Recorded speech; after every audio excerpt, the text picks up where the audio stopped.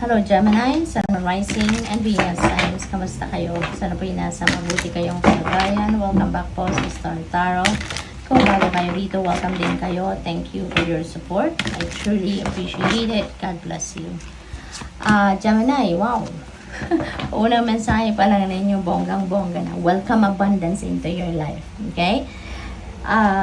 Believe, no, na you deserve abundance. No? And abundance will come into your life. Prosperity is on its way to you. Have faith that source will heal your financial challenges. So, ito na yon. Maaring, ano na to? Itong divine blessing na to para sa inyo. Ang prosperity and abundance. This could be the breakthrough na iyong pinagdadasal. Maaring ito na yung breakthrough na inaasahan ninyo. No? Na makakatulong sa yung bumangon, no, from your financial challenges. Okay, Gemini? So, what else? We have stepped into the spotlight. You have a message that the world needs to hear. It's time to share your wisdom. Ayan. So, maybe ito yung inyong mission sa ngayon. Ito yung inyong purpose, no, sa buhay sa ngayon. To share your wisdom.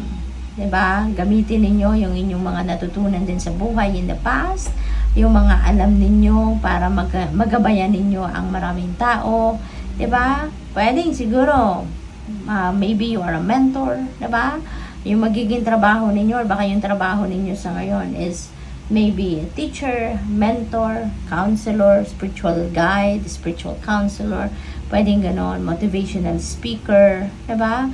Maaring nagde-divination din kayo, maybe that is your way as well of guiding people, diba? So, maybe along those lines, no? Ang pwede ninyong maging career, diba?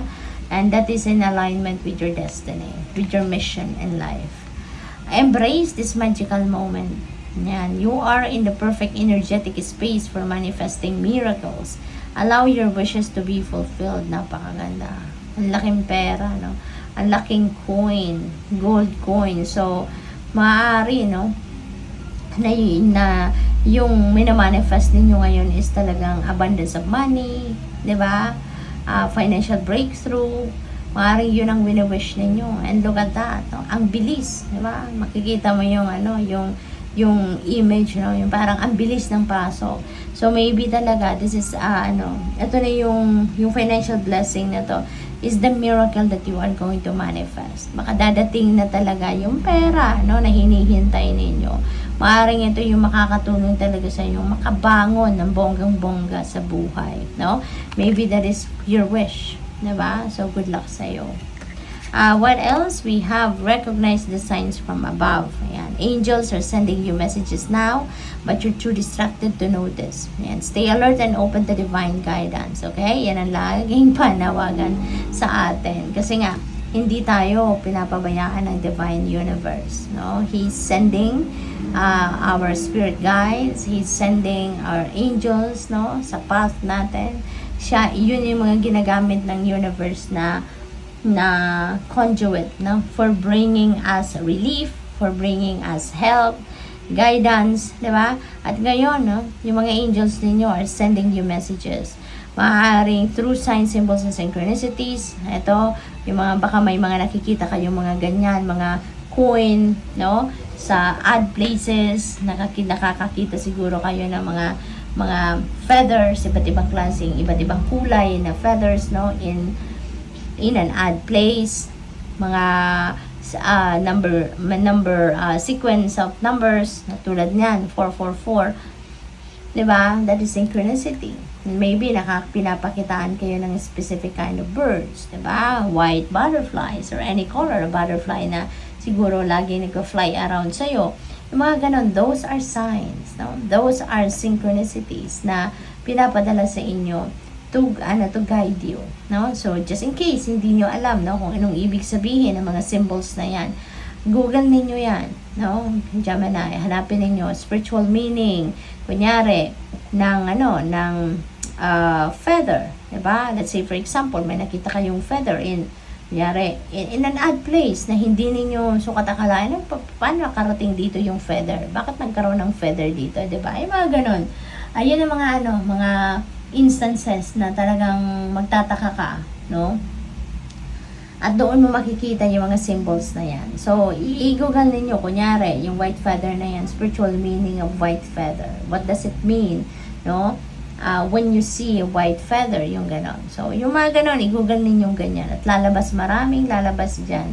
There are so many blogs na sa ngayon and articles online na nag-explain ng mga spiritual meaning ng kung ano-ano. No? Yung mga signs, symbols, and synchronicities na nakikita natin, you know, that is already being explained. No? Diyan, marami ng ganyan sa Google. And even dito sa YouTube, no? So, what else? We have spiritual warrior. Show you are a wise leader. Command the universe. Ayan. So, alam mo, talagang siguro din, ang iba sa inyo will definitely be a leader. No? Pwedeng leader kayo ng kumpanya, magiging pinuno kayo ng isang organisasyon, whether that is religious or not. Pwedeng magiging leader kayo ng isang department niyo sa trabaho or institusyon or grupo. It could be anything, no? But you are going to lead people. At yan ang magiging ninyo trabaho, or yun ang magiging mission ninyo at this time. You are going to be the guiding light, no, of the people around you. Saan mang klaseng grupo kayo mapunta. Okay? And show you are a wise leader. Kasi hindi rin kayo ilalagay sa posisyon na yan.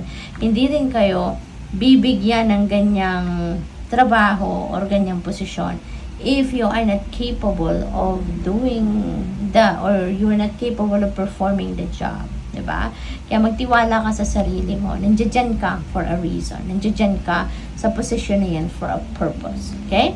So, enlightenment, look from the highest perspective, see the divine in everyone. Ayan. So, siguro, ang iba din sa inyo dito, no? You're going to be enlightened. Maybe, meron kayong malalim na tinatanong sa sarili ninyo or tinatanong sa universe, no? And then maybe, bakit tinatanong ninyo, bakit ako? Bakit ganito kalaki ang mission ko sa buhay?